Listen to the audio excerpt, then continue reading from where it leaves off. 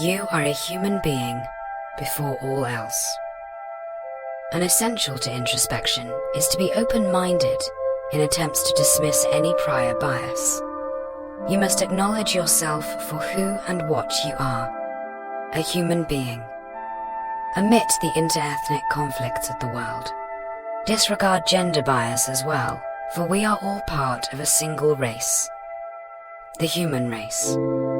Embrace the irrefutable nature of what it means to be alive in the here and now, not only as some living being, but more prominently, a human being, one stricken with the human condition, a condition that consists of traits of individuality and personal aspirations.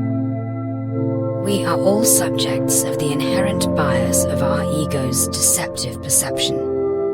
It is the ego who behaves under the guise of our internal criticism, justifying the relativity of existence in promoting oneself over the other, whether it be a lion against a gazelle or some Fortune 500 company against another.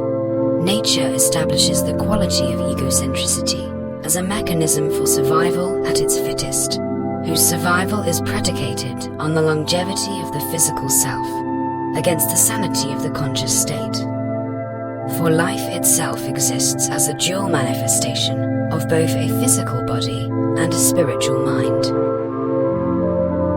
An initial step of introspection is the acceptance of death as the yin to life's yang, in that one must first submit themselves to accepting nature's entropic nature against life's progressive evolution. The reality of objective existence is relative to the subjective eyes of the individual. Once the individual you ceases to exist, so too does the universe in its infinite potential, relative to yourself. However, the death of the individual doesn't affect the prosperity of the accumulative, for nobody is able to evade the unavoidable state of non-existence. By accepting death, one becomes humbled under a unified notion of certainty in knowing no one is special, not even our home planet, who itself will eventually perish. Existence precedes life. To live is to exist. Life, as defined, explores the distinction between organic and inorganic matter. As a collective whole, human beings exist relatively one and the same, anatomically, behaviorally, instinctively, etc.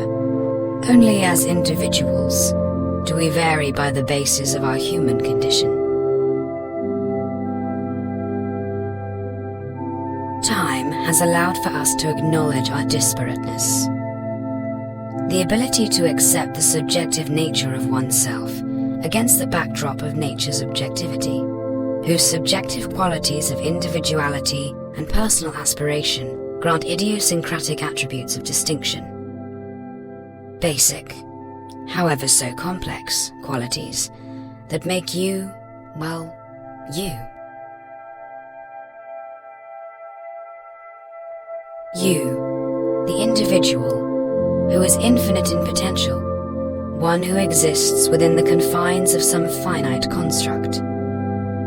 Just as the individual is born, so too is there inevitability of death, granted by the linear sovereignty of time. For death is merely the opposing face of life atop the coin of existence, a shining revelation of coping with darkness, instilled by the inherent intuition of the human condition, a condition which is predicated first and foremost on the emotionality aspect of ourselves.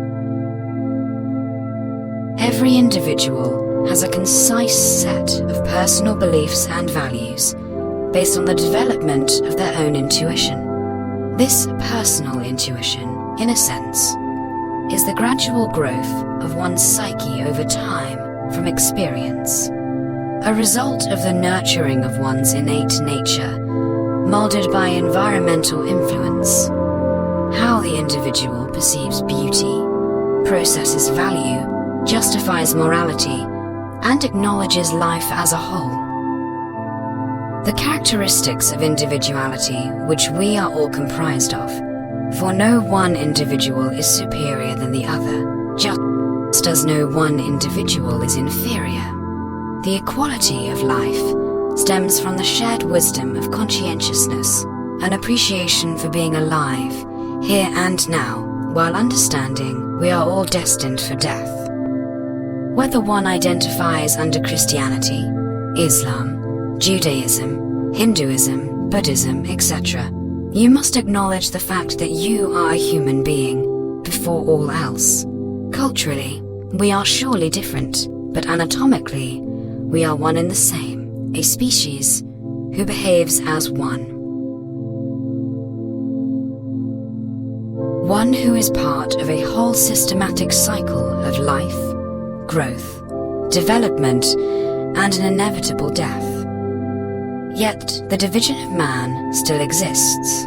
What separates human beings from the animal kingdom stems from the human condition, a condition that has only recently developed as a result of time, a condition that grants the perceptive beauty of life. From an objective standpoint, speculation can assume that perhaps we, a species as a whole, have simply not had enough time to fully recognize and appreciate life. For appreciation of anything stems from one's content understanding of its true origins, in which one must ponder, could life truly be appreciated if one is ignorant to its objective origins?